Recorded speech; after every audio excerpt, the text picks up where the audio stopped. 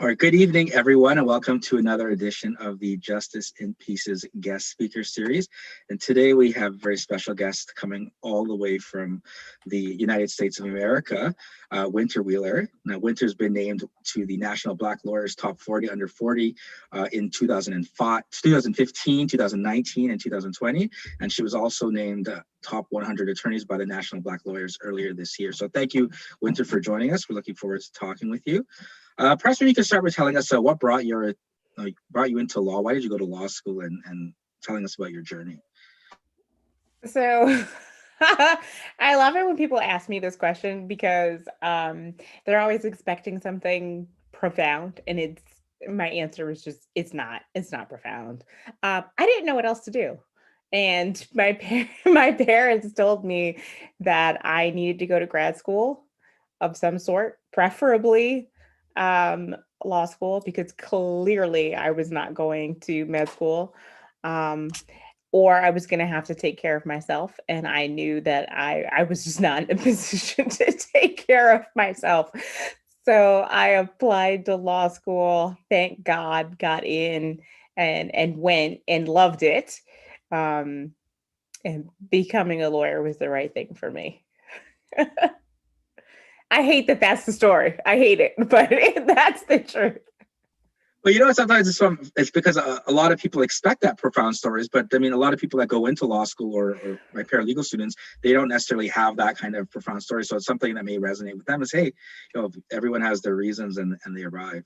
Now, what happens after law school? What did you after graduating, and maybe tell us about your practice experience? Okay, so I actually come from a family full of lawyers. And so for me, I don't know. I was just when I was in school, I wanted to go into the foreign service. But when I was in school, I'm going to date myself, obviously. Um, we had 9/11, we had the attacks on the World Trade Center, and I was actually living in Europe at the time. I was living in Spain, and the response that I got, I guess, personally from the people around me, the Spaniards around me, was super super negative, and I was just like, you know what, this is not the time for me to be living abroad. I want to go home. Um, I just want to go home. I want to be at home, and I thought about it. I considered leaving immediately. And I mean, I think I had been in Madrid for a couple of months at that point, or maybe just even 1 month. And I talked to my parents and my boyfriend at the time. He was Spanish, and I I was eventually talked into staying. And but I couldn't be talked into continuing on the career path that I thought that I had been on for 4 years. I was at Georgetown University, which is known for its foreign service, and I was in the I guess I don't know how you would refer to it in Canada, but I guess it's a school that's part of the college, and it's the School of Foreign Service. So I was in the Foreign Service. And when I went to Georgetown, I went with the intention of becoming a Foreign Service officer. So deciding that I no longer wanted to be in the Foreign Service was a big deal, right? And but when I decided I didn't want to go home, uh, and I wanted to stay in Europe anyway, I had to figure out what I was going to do. And hence, I had no idea what I was going to do. And my parents said, you better go to law school. And that's how I ended up in law school. All right. So, fast forward. So, I go to law school. I still have no idea what I want to do because since I was about 14 years old, I wanted to be in the foreign service. That had been my goal since literally since I was about 14. Um, and I get out of school. The boyfriend, I hate that my ex-boyfriend is like a character in this story, right? This is ridiculous. my ex-boyfriend and I, so my boyfriend and I were not getting along very well. And so I decided not to move with him to Manhattan. And I said, okay, I'm going to go back to my home state, but I don't really want to move home. So I moved to Tampa, Florida. I'm from Miami, Florida. But I was like, I don't want to go home, but I'm kind of going to go home. Anyway, I moved back home and I became a public defender. And so here what that means is I was doing criminal defense for people who cannot afford their own attorneys. So I was representing people who were being arrested, and seeing them like the morning after they had been arrested, or if they were lucky enough to post bail quickly, I'd see them within a couple of weeks. But that's what I did when I first started. Um, and I did that for about a year. And but I knew pretty quickly that that was not the right path for me. I don't, does that answer your question? That was a long answer. Yes, actually, I in Canada, I get them before I speak to the people as soon as they get arrested. Sort of the duty counsel we have here is right. Part of the role is on the phone there. So I certainly, I guess, in the US you have something similar, and you take on the cases afterwards. Through it. Yes. Now, after that, I mean, I think leading up to earlier this year, before you made the switch here to doing purely mediation and arbitration, what brought about that change? Why did you say, well, now I want to just do mediation and arbitration primarily? And certainly, I don't know if you had the foresight that we're going to have a pandemic hit us right after you made this change there. But could you tell us about what made that decision and then how it's been since? Thank God I didn't know there was going to be a pandemic because I probably wouldn't have done this. Um, but thankfully I didn't know, and thank God I did. Um, I decided that it was just finally time. So, like I said, I never intended to be a lawyer. It was something that happened for me, and it turned out to be the right decision, thankfully. But when I was a pretty new lawyer, I want to say about 2007, I decided that I wanted to be a mediator. I didn't at the time have any concept of arbitration, but at the time I knew I wanted to be a mediator. And I mean, I was enamored. I was enthralled. I said, this is the thing. How do I do that thing? And I was lucky enough to meet someone who would be my mentor for a period of time. And he told me that what I needed to do was work, work as a litigator, learn as much as I could, learn from as many people as I could. Thankfully, I had really good law school grades. I had an excellent pedigree. I went to a good an excellent American and I'm excellent American undergrad and law school. So I was able to do a lot of things that some people couldn't do. And so I used that as a means of getting really good opportunities to learn from different people. And so I intentionally crafted my career in a way that I could learn a lot of different areas of the law. Um, all with the intention of becoming a mediator. And it worked out amazingly. Um, and and the thing about the states with the career of being a mediator is you don't have to be a lawyer or any of that to do it. You don't.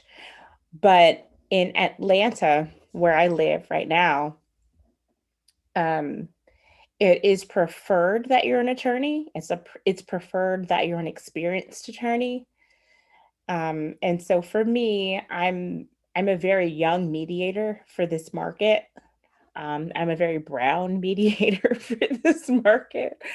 Um, so I I wasn't sure that it was time. I wasn't sure that it was the right time. I kept like thinking and hoping and praying, but I worked as an attorney from 2006. And I decided finally in 2019 that it was time to go full time into being a mediator and to fully dedicate myself to that endeavor. And that's what I did. And that's really what I know we'll talk about this later, but that's really what I talk about in my chapter in the book Networked. Right. So I'm presuming it's similar, but I mean, I'm not sure. I mean, and certainly here, even in Canada, you don't have to be a lawyer or an attorney to be a mediator or an arbitrator. But Right. maybe you could quickly outline what sort of the mediation or arbitration experience is like in the United States, and in particular, the area that you're dealing with most frequently with terms of where people would need mediation or arbitration. Okay, so primarily I am a civil mediator. And so by that, I mean I deal with things that are non-criminal and non-family or domestic related. So I handle personal injury cases, anything from a slip and fall to a wrongful death. I do a lot of negligent security, so people dying on premises that uh, where the accusation is that the death could have been prevented based on information that the property owner had in advance, uh, based on crimes and things like that that had happened on the property beforehand. I do a lot of defamation work. Um, Listen, I don't even know how I got into some of these specialties. I do a lot of residential water intrusion work, which is bizarre. That's a strange little niche. It's teeny tiny. I represented a lot of municipalities, like so states and counties, cities, and things like that. When I was working as an attorney, and I did a lot of um, water intrusion. So that's something I do a lot as a mediator. Um, so that's something that I do in that capacity as a civil mediator. And I guess yeah, that's enough about that kind of category. A domestic mediator, and this really only applies to Georgia, the state that I live in, really, because this is done by state. The way that we um, give registration or certification to mediators and arbitrators is done by state down here. So everywhere I go, I would need to do it by state potentially. So when we get into the domestic or the family area, I would need to get another certification. Um, and in Georgia, we call it a registration. So I actually am registered as a mediator in the family law area. So I can handle those types of cases. And I do hold a specialty in domestic violence cases. Those are very near and dear to my heart, because I have access to justice is very important to me, and in all senses. I mean, this sounds weird to say. I don't because I don't I don't know if it makes sense. All senses of the term. Access to justice is super important to me. So when I think of women or men with children, it's really with the children that really do it for me. Like get me right here, right? Um, that's what makes me focus on domestic violence in all of its circumstances. Um, but yeah, so I have a specialty in that. Uh, but again, that specialty is different in every state that you're in, depending on God, America is so confusing. It really is. Like it is. Because, because you don't necessarily have to be certified or registered, whatever your state calls it. Because for me, I'm a private mediator. I don't work for any state regardless. So if you ask me to do something for your state, like I wouldn't, I could, but wouldn't do it anyway. Um, and now we're kind of in the weeds, and I've So there's no like regulatory body, let's say. So let's say you wanted to take on a matter in California, a couple, they find you on LinkedIn and say, hey, can you mediate this dispute for us? right. We're willing to split it 50-50. Are you able to just take that on? If you, let's say, had this subject, if maybe it was something that you've done in Georgia already, would you Yeah. be willing to take it on, or is it nothing? There's nothing preventing you from taking it on, is what you're saying. Exactly. I mediate and arbitrate in every state. So you name it, I can do it and will do it. I just, it has to be a private mediation or arbitration, which means it can't be connected with the court. And it depends on, and even that depends, right? So the definition of court connected can be different based on the state. Um, and I would have to check the state's definition. So sometimes court connected, for example, in New York, where I am in the process of getting certified, court connected literally means a mediator. You have to use a mediator that is certified by the court system. Um, but you don't, your case doesn't necessarily have to be mediated by someone who's certified by the court system. So you can use a private mediator or arbitrator. You just have to know the difference. So I am, I'm an attorney. I'm licensed in Georgia, Florida, and New York. And so that's where I get the bulk of my work. But I can mediate and arbitrate in any state in the United States.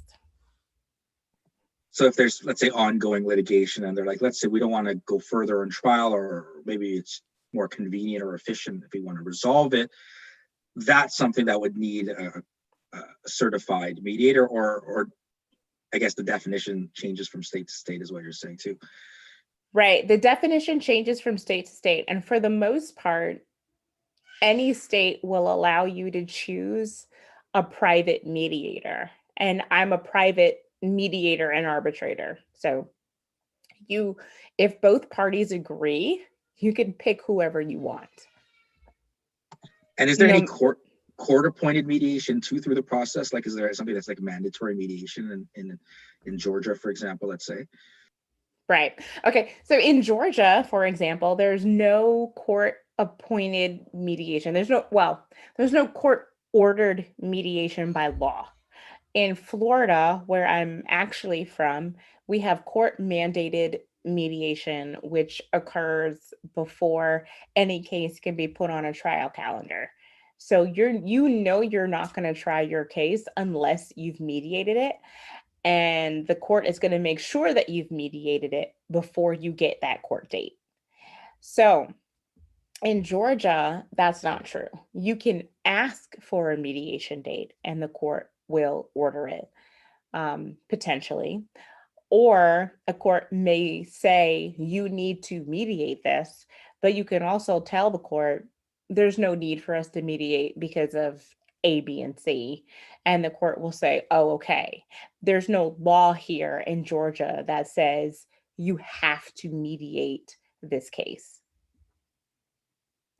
All right, so now we get through, you start this mediation arbitration aspect of your career, and COVID-19 hits, and so everything is pretty much virtual now.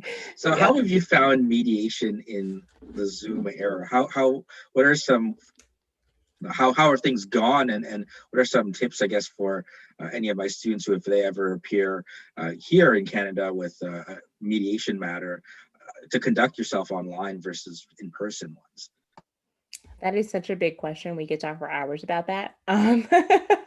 It's such a difference. Mediation online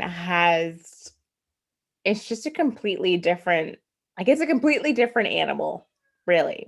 It's like completely different, but exactly the same. And I say that in the sense that it's very different for the mediator, but a about the same for the lawyer. Um, but I would say the lawyer has different things to focus on. There are things that you can do in a virtual platform that are more meaningful in this arena than they maybe would be when we were in person. So, and it could be something that you would have done anyway. So, for example, if you would have done like a PowerPoint presentation or like some slides or whatever, um, if you would have done that in person, it would be like up on a TV screen and we'd all be sitting in the room or, or whatever. And maybe or maybe not plaintiff is watching. And yeah, let's assume plaintiff might be watching. And they, a lot of the time for the person who brought the lawsuit, it's such an emotional experience, that mediation day. They spend a lot of their time just trying not to cry or trying not to have an emotional response. They may not be listening to you in person. They may not be paying attention to you. But if they're removed from you, if they're sitting perhaps in their own house or they're in their attorney's office, and you can't see on camera what they're doing with their hands, but maybe they're holding their attorney's hand and they're able to hold it together and not cry while your presentation is happening. They're better focused. So some of what you might do during the mediation is different. And I find that some of the things that lawyers consider to be negatives, like, oh, but I can't do this. Oh, but I can't do that. So I don't want to do it virtually. Those are actually positive things. Now, what about in terms of scheduling and having just the parties available? I mean, in Canada, certainly in Toronto, there's certain places that you'd have, the nice lunch spread out in the main hallway, and then you'd go into these rooms, and then you'd go between multiple rooms. But I mean, a lot of that now is not, largely unneeded because you can be Yeah. on Zoom. I can be on Zoom. The other counsel could be on Zoom. The clients could be on, in their house on Zoom. So, do you think this is the future for mediation and arbitration? Is that what you're kind of planning around post pandemic as well, or do you think once 2021 rolls around, hopefully, that we're back in the rooms and having the mediations as normal? I think that this virtual mediation, I think it's the wave of the future. And I see that in my clients. I see that in how my clients are kind of split up. The ones that want to do virtual mediation and the ones that want to do it in person. There's definitely an age difference, a very noticeable age difference um, there, and that's fine. That's perfectly fine. In-person mediation is awesome. It works. It is great. I love being in person. I said before, I'm an empath. Being in the room with someone is amazing for me. I learned so much from them. But I've also learned through this experiment, I guess, this COVID experiment. I want to call it an experiment because I think it's going to end soon. I hope it ends soon. That I can learn a lot from talking to people and talking to strangers um, on this medium. And it works just as well. It's just different. Um, and and I and I hesitate to say that it may also be a function of my age too, that I'm open to it and ready to adapt to it and, you know, just more open to learning about people, kind of in this 2D space or virtually, or I'm more used to only talking to people online, like making friends online that I've never met in person, I guess. But yeah, I think that, because the younger generation is adapting so well to it, I think that it is definitely here to stay. And is that also now it opens you up, as you were mentioning before, hey, you can take on a matter in Washington State now because otherwise you'd have to fly in there and it wouldn't make Yeah. sense for the parties. But you may be looking at getting certified in other places because you may be seeing clients there. There's no sort of borders as there were pre COVID-19 with the things being done mostly in person.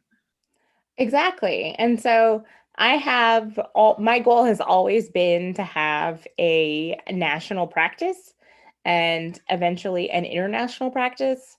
And so when I started mediating full time, November 1st, 2019, so just a year ago, my goal was just to have a stronghold here in Atlanta, and thanks to the pandemic, my practice is nationwide.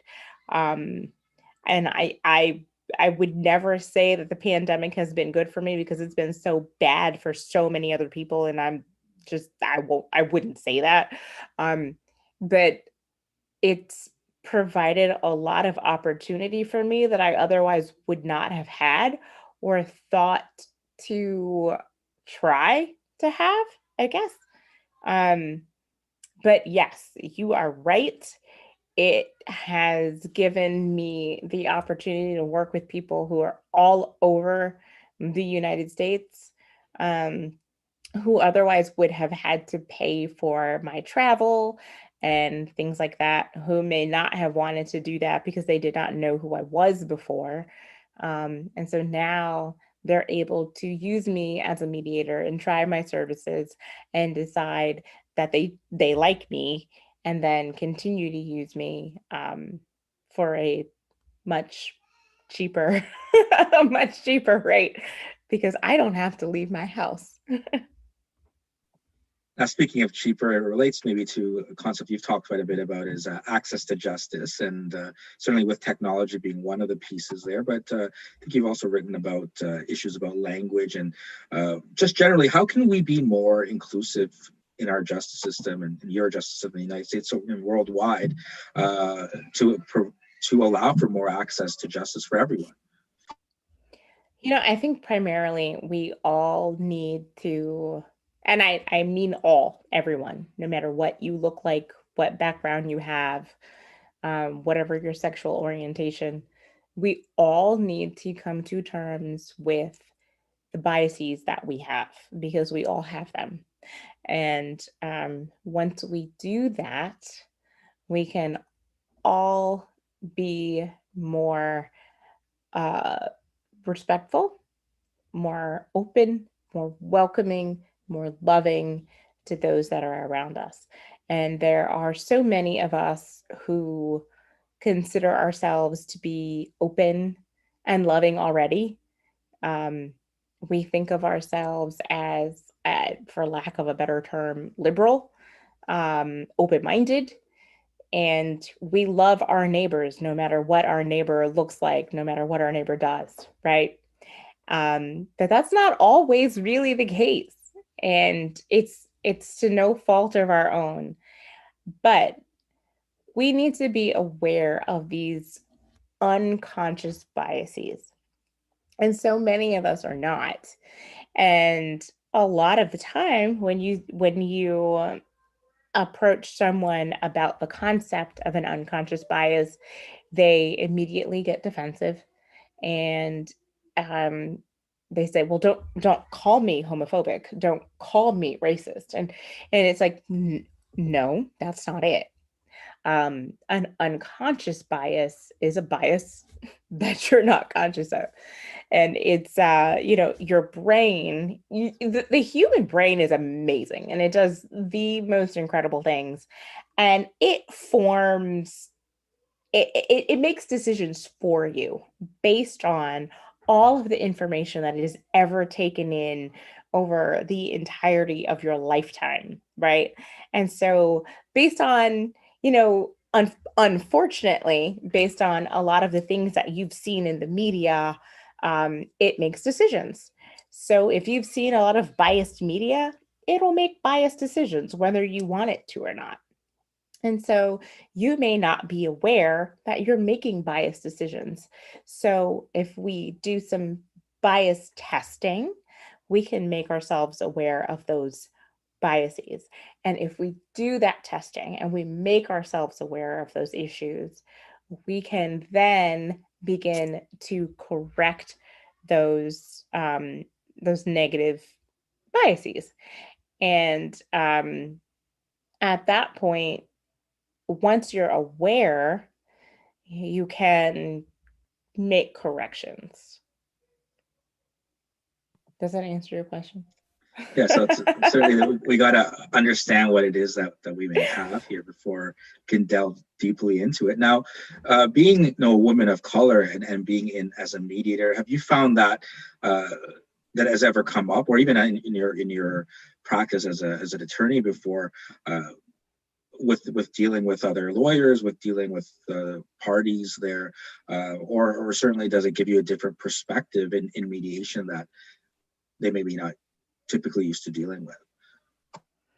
Okay, yeah. Well, so this is another thing that's, and this is a me thing. This is not a you thing. So I don't consider myself to be a woman of color. I'm a Black woman, not a woman of color. I'm a Black woman.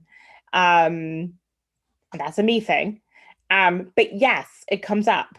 I live in Atlanta, Atlanta, Georgia, and it is predominantly Black and predominantly Black and female. So most of the people in the city look just like me, which is actually pretty cool. But when you, when I turn on the television, it doesn't look that way. It looks like I'm in the minority. It looks like there aren't a lot of people here who um, are like me.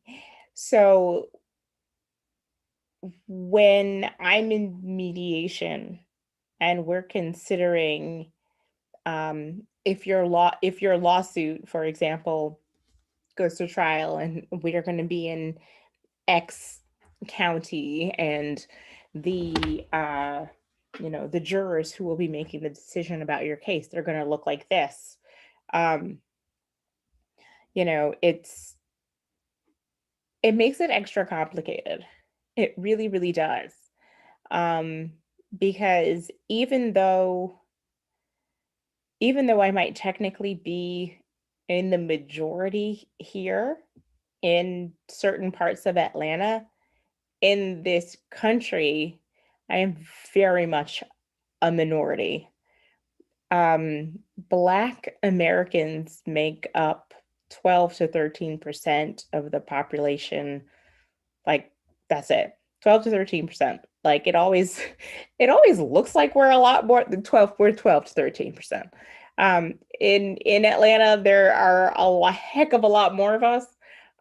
But we see the same television that everyone else does. So we still suffer from the same issues. So yes, when I'm mediating and I'm trying to help people work through their issues, especially when those plaintiffs are, um, when they're Black, like me, uh, those are questions we have to work through. What are the odds of the jurors looking like you? What are the odds of the jurors thinking like you? Because obviously, just because you're Black does not mean you think in a certain way. I mean, that's a whole other conversation. Um, but yes, that's a problem. And then here in Atlanta, we have so many minorities, and I mean, and it's a beautiful thing, really. We have people from all over the country who move here, who have emigrated to the United States from all over the world because because they see Atlanta as a melting pot. And so we've got all types of people that I get to help every day. Now on that, with the recent election results, although they're not fully certified yet in Georgia there, but what does that mean to you? What does that mean to your family there, seeing the results from last week? Goodness. Well, um, the past 4 years have been very, very difficult for me and my family. I obviously am Black. Always, always have been. Um, I am married to a white man from Maine. So he's, it's very close to Canada. He spent a lot of time growing up in Canada. He always did all of his vacationing in Canada. So, he's far more connected to Canada than he ever was to any place that I ever lived in my life, which is so funny to me. I grew up in South Florida, very, very far from him. Um, and so for us, the past 4 years have just been frightening, frightening, frightening would be the best way to put it. Um, oh man. Without getting like emotional about it, but we live in a part of the country that is, well, that we call red, Republican, very pro-Trump. And a lot of those people are the stereotypical gun carrying, like out in public with a rifle type folks. Just scary. And so to have we have 4 children um who are various shades of the rainbow. And we've never felt comfortable enough to put them in the public schools. So we always put them in private schools. And my husband and I both spend a lot of time at the private school to make sure they're learning the right things, that they're not hearing anything negative, and that their self-esteem isn't being affected. Um, my God, it's been really, really hard when I think about it. Like, because I had 3 of my kids under the Obama administration, and that was fantastic. And under Obama, I didn't worry about much. I was able to sleep at night. I trusted him. He was intelligent, and I knew, um, for the most part, at least, if a decision was made, there was at least thought put into it. It may not be the decision that I would have made, but you know, it wasn't a snap decision made late night over Twitter. And so now, emerging from that Trump nonsense, it's just a relief. And I, my husband and I both, we finally slept well for the first time this weekend. Like Saturday night was amazing. We slept. And my little girl was so excited to see Kamala Harris. She said, Mommy, she's brown like us. I said, yes, she is, baby. Yes, she is. And so we took pictures, of her like in front of a frozen screen of Kamala Harris. And she was so happy. It was awesome. It was awesome. So we are so excited. I mean, and not only that, like, not only is she the first Black woman, she's the first woman, period. That is huge. While they are desperately trying take away our rights to choose. And um I, I'm not, listen, I have a lot of makeup on. I'm not getting upset today. But while the Republicans are trying to take away women's rights to do a lot of things, um, we got our first woman vice president, and I don't know. I'm hoping she becomes our first president. And I will tell you, I will be dancing in the streets with my Converse on when that happens, and a tiara, and I don't know, maybe a mini dress. Hell, I have no idea, but it's exciting. That's what it is. It's exciting. Now, speaking of women, I have a copy of Network here, and so I'm going to give out a few copies afterwards. Maybe ask a few questions in the chat here, but perhaps maybe you could tell us a bit about how this all came together and some of the. Well, there's 20 of you, some women lawyers, and what the premise is, and what's your part in the book that you wrote. Man, okay, so this book means so much to me. This has been crazy. As you know, the pandemic has been just an unbelievable time. Like like I said before, I started mediating full time in November of 2019. So I've been doing it for about a year, which means I've been doing it for the entire pandemic. So if you read my chapter, which I encourage everyone to do, uh, you'll see that I kind of flipped out. Really, I went into a full-on panic about what I was gonna do. I had no idea, like, what was I gonna do, because my entire business model was based on um, in-person networking, and my God, I mean, for lack of a better term, I'm a socialite. That's it. Like, I'm well known around town. I'm readily recognizable in the city. People know who I am. So I go out a lot.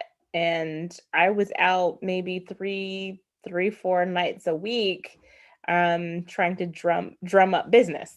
And so, without being able to do that, and without being able to let people know that I had made that switch, I was still getting a lot of referrals for litigation clients. And I would have to say, I don't litigate anymore, without getting really frustrated. And so I turned to LinkedIn as a way of telling people on a much larger scale, hey, this is what I do now. I'm not doing that. Um, and I got lucky. I got really, really lucky. And I met the 19 women that I wrote that book with. Really. I got really lucky. Um, so for me, the book is the culmination of months and months of frustration, doubt, hard work. Um, my God, having a sense of self and belief in self that was really backed up by no one. It's like, um everyone thinks it's crazy until you've done it, that kind of thing. Everyone telling me, you're not going to be able to do this, just get another job, like, just go back to the law firm, like, we'd be happy to have you back, like, you don't have to do this. um but but that wasn't it. I knew that wasn't it for me, no matter what, despite the pandemic. And so I got I got introduced to this group. I mean, I just kind of randomly found them, frankly, randomly on the internet, found them, stumbled upon them, became friends with a couple of them. And then one day, uh, Sherry Bellitz said, "We're writing a book. It would be really cool if you wrote a chapter with us." And I said, "Well, hell yeah, that'd be really cool. I'll write a chapter." Let's see what happens. I'm like, who's gonna read this book anyway? And it became a bestseller like overnight. I don't know. So it was meant to be. And so what does that mean to me? It means absolutely everything. It's the 13, 14 years I put into wanting to be a mediator, the time that I put into working at law firms not being treated properly, the years I put up with men hitting on me, um, the years I spent with women accusing me of sleeping with my boss, um, all of those things. It's all of those. It's all of the negative crap that I put up with to get to the point where I said, no, I'm not doing this anymore. I'm doing what I want to do. I want to be a mediator. I want to be an arbitrator because that's what I want to do. And having the ability to write about it. And on top of it, being able to write about that final straw that pushed me out of the law firm was beyond exhilarating. Beyond. Beyond. And so the woman,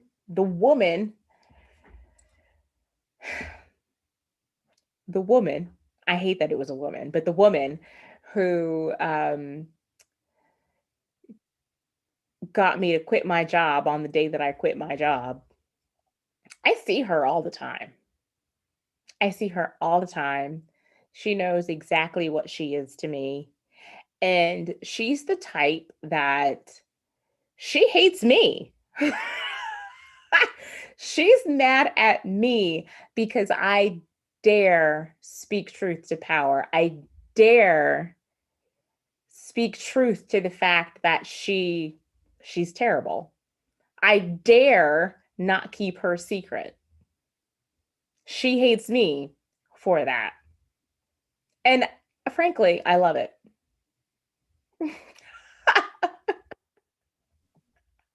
Can you share maybe then with embracing LinkedIn, maybe some advice about networking for students and how it really led to so much for you here in the last year? Yeah, for sure. Oh my God. Oh my God. Without LinkedIn, I'm not exactly sure where I would be. I would, frankly, I may not be doing anything at all without LinkedIn. And I'm grateful to the people who told me to get on LinkedIn. Very, very grateful. Um, and I have encouraged the people that I care about, the women, the professional women that I care about, to get on LinkedIn. And I would encourage anyone who's listening to get on LinkedIn and to find your voice and figure out where you fit, because there are so many different places on LinkedIn where you can fit in. And you don't have to do what I do. You don't have to do what anyone else does. You can figure out what you want to do and be yourself. And I think that's what really works. It's the authenticity um, that attracts people. Whatever you want to be, you can find a group of people who are into that on LinkedIn. So I guess it's like any other website. You can find somebody who's into it, but it's professional and they'll pay you to do it in a non weird way. All right, so let's. I want to give out the three of these books here. So let me think of some questions, and you can tell So for the students, just type in the answer into the chat here, and the first person to respond, and Winter can verify if the answer is correct. Okay. We'll get a copy of the book. So first question is, name one of the U.S. states that Winter is licensed to practice law in. Oh. All right, so I think we'll take James. I'm assuming GA there stands for Georgia. Is that correct, Winter? That is correct. All right, so congratulations, James. You get the first copy there. Second question, name one of the schools that Winter attended.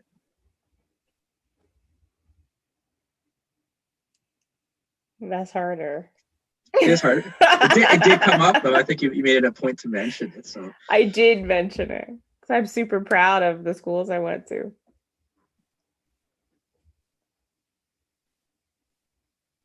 we need to have we got no Alex takers. Trebek. Oh, poor Alex Trebek. May he rest in peace. Da na na na na na na. Da na na na na. Did you go to Tulane University Law School? You got close. I say we give it to her. Okay, so we'll give one here to Rochelle there, Tulane University Law School. And let's see if anyone can name one of the other schools then. Let's make that the third question here.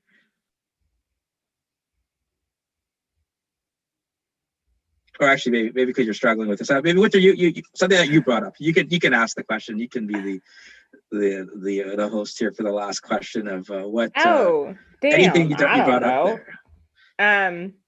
What's the name of the book that I contributed to? Oh, look, we have an answer. Yeah, there we go. Rochelle, you've already got one copy. Someone else got to get the last. She's gotten all three in a row. I think she wants that book.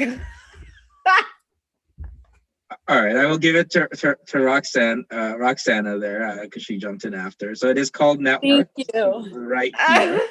So congratulations to James, Roxana, and Rochelle.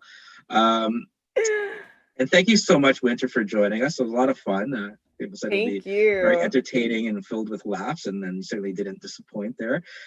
So perhaps any final words of advice for my paralegal students as they look to join the legal profession, and certainly if anyone wants to connect with you on LinkedIn or elsewhere, or how else they can get a copy of the book for those who weren't fortunate enough to get the trivia questions right there. So perhaps you can share that. And thanks so much again for joining us tonight. Oh my God, thank you for having me. This has been super fun. I loved it. Thank you guys so much. You were so active in the chat. I love that. Best piece of advice, do what you want to do. Don't do what anyone tells you to do. Do what you want to do. You will save yourself so much heartache. I started my career by doing what people wanted me to do, and it was just a waste of time. So be yourself. Do what you want to do. Please find me on LinkedIn. I'm here for you. Send me a message. Send me a LinkedIn message. Tell me that you were here in the class. I'll send you a book myself and I'll autograph it. So you'll all get your free book if you want it. Thank you so much for joining us, Winter. Thank you. All right. Thank you again, Winter. Thank you everyone for tuning in. And again, we want the autographs now. All of us, Winter. I'll autograph all the books. We can figure that out. I'll autograph all the books. So take care, everyone. Thanks again, Winter, and all the best, and keep at it. Thank you so much. Take care. Have a great night. Thank you. You too. Bye, everyone.